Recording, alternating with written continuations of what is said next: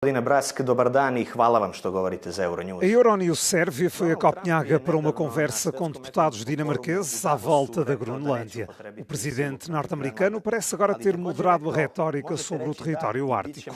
Depois de um encontro com o chefe da NATO em Davos na semana passada, Trump anunciou que foi alcançado um princípio de acordo. A Dinamarca poderá ceder pequenas partes da maior ilha do mundo aos Estados Unidos para a construção de bases. Has been an ally of Denmark. I don't know if it can satisfy Trump. I can almost certainly say, first of all, it will be a Greenlandic decision together with Denmark. But I doubt it's a solution that will work. But since it's now down the diplomatic track, the US representatives will have to come up with what is it that's important for you? How can we solve this issue when invasion is taken off the table? As ameaças de Trump caíram mal junto de muitos groenlandeses. Para eles, mesmo com um acordo, as cicatrizes podem nunca sarar. A Greenlander, we've been under huge pressure. It's been terrorizing with this kind of psychological warfare from the American president against Greenland and Greenlanders. And many Greenlanders, they don't trust Americans anymore, especially not the American president. So I think people are still nervous. A lot have had anxiety attacks and they have trouble sleeping, also me.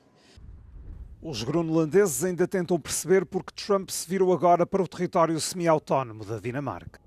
I think you have to ask that question to the president because we are sort of mind blown by the whole situation and also the way he talks about it.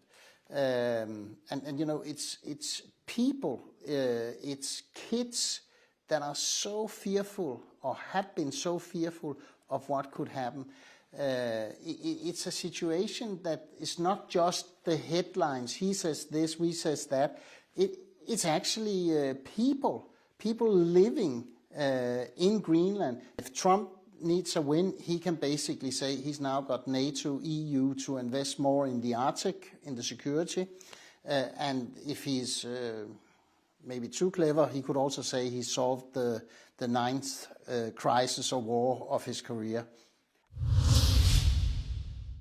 O presidente norte-americano Donald Trump ameaçou aplicar uma tarifa de 100% sobre as importações oriundas do Canadá se Ottawa avançar com um novo acordo comercial com a China. Numa publicação nas redes sociais, Trump acusou o vizinho do norte de querer tornar-se um porto de desembarque para os produtos chineses que entram nos Estados Unidos. O Canadá negociou recentemente uma redução das tarifas com Pequim sobre os veículos elétricos importados do mercado chinês e sobre os produtos agrícolas que exporta para a China.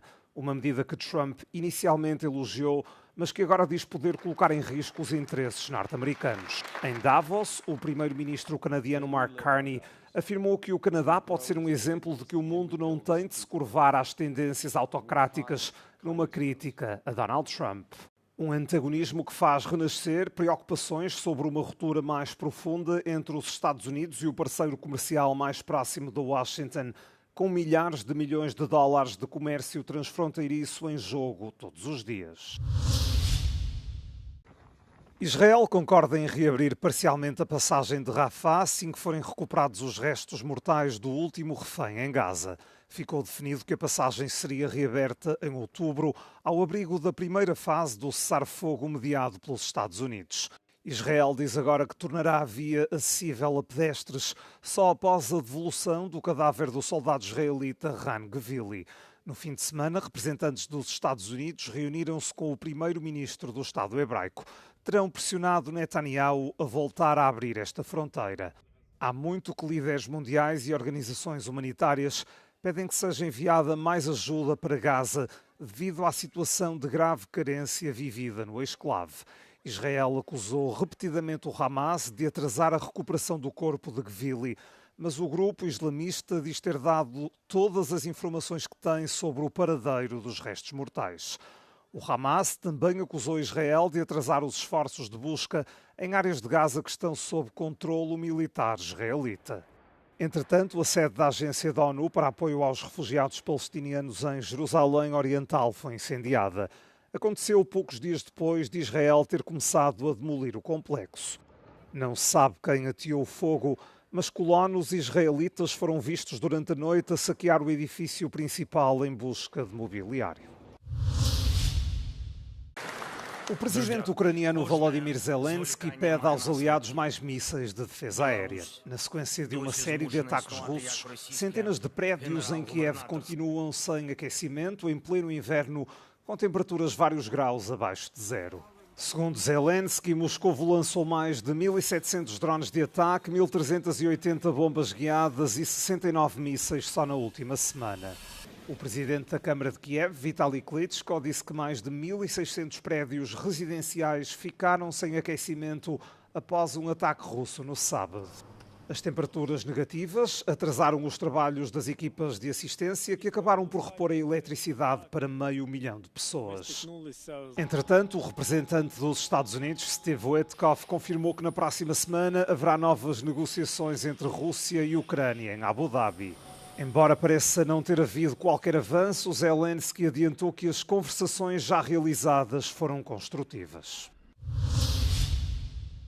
Uma embarcação proveniente da América Latina que transportava várias toneladas de cocaína foi localizada e interceptada a 230 milhas náuticas dos Açores.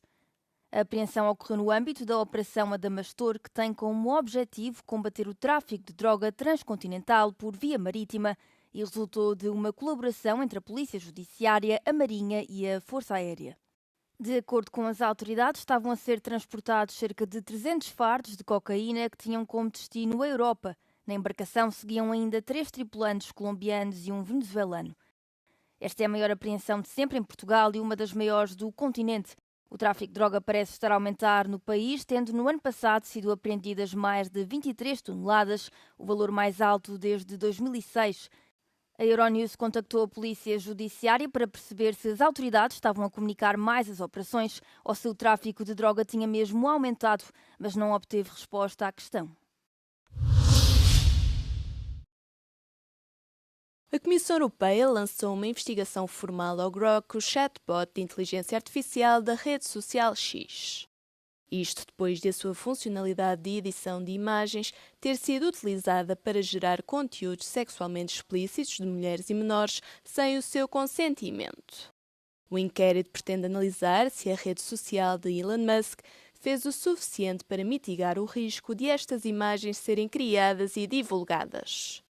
Se concluir que o X violou as regras do Bloco Europeu para as plataformas online ao abrigo da Lei dos Serviços Digitais, a Comissão poderá multar a empresa em até 6% do seu volume de negócios anual global. Em resposta à polémica, o X acabou por implementar medidas para impedir a criação de imagens explícitas de pessoas reais e baniu os utilizadores envolvidos. Em dezembro passado, o Executivo Comunitário tinha já punido a rede social com uma coima de 120 milhões de euros devido às suas práticas de verificação de contas e de publicidade. Um acordo comercial com a Índia está muito próximo. É pelo menos esta a convicção do Comissário Europeu do Comércio. Numa entrevista ao programa Europe Today da Euronews, Maroš Šefčovič afirmou que as duas partes estão a verificar os números finais. O bloco pretende reduzir as tarifas elevadas para as empresas europeias num dos mercados mais protegidos do mundo, mas em rápido crescimento. What is very important to recall is that in some sector, India has tariff going up to 150%, and therefore, big parts of the economy, the whole sector has been completely closed off to the European exporters, and now we are kind of reopening. So the big benefit would be opening of the economy. Second, building up the integrated global supply chains and hedging against global instability. O comissário referiu-se ao entendimento como a mãe de todos os acordos, uma vez que pretende abrir um mercado de 1,4 mil milhões de pessoas para as exportações e serviços europeus. Atualmente, cerca de 6 mil empresas europeias operam na Índia. O comércio de bens entre o bloco e o país aumentou quase 90% na última década, de acordo com os dados da Comissão, que dá conta de 48,8 mil milhões de euros de bens exportados em 2024. A sustentabilidade continua a ser um ponto crucial, em particular a oposição da Índia ao imposto fronteiriço sobre o carbono da União Europeia. O acordo de livre comércio poderá ser anunciado na terça-feira, durante a cimeira União Europeia-Índia, em Nova Delhi. A exposição Edições Selecionadas 2008-2024 apresenta no Mood Design Museum, em Lisboa, uma seleção de obras do português Alexandre Farto, mais conhecido por Vils. As edições envolvem um processo, por sua vez, que reproduz, é uma reprodução de uma obra, mas eu sempre me interessei sobre a reprodução de uma obra em que eu posso corromper o processo de produção que automatiza. Ou seja, eu sempre, da mesma maneira que eu vou a uma parede e vou cravar uma parede, eu tenho uma ideia na cabeça, mas eu não sei o que é que vou encontrar por trás. Ou seja, o que vai pintar essa parede são as camadas de história que estão dentro dessa própria parede. Os trabalhos de Vils destacam-se pela sua exploração constante de diferentes materiais e técnicas. São também utilizadas ferramentas não convencionais com uma forte intenção comunicativa. Não sei se estamos a atravessar um momento que, se calhar, devíamos valorizar um bocadinho mais das conquistas do sistema antigo que tínhamos e do Estado Social e de todas as vitórias que conseguimos com isso, em vez de estarmos constantemente a dilapidar, se calhar, muito das conquistas que tivemos, porque não sabemos o que é viver sem essas conquistas. Eu não sei se hoje em dia ser antissistema é ir contra esta narrativa e este acumulado de informação que destrói, se calhar, tudo aquilo que foi edificado e que não valorizamos porque nunca vivemos sem água em casa. A exposição é composta por obras produzidas nas últimas 2 décadas e pode ser visitada até ao dia 1 de março.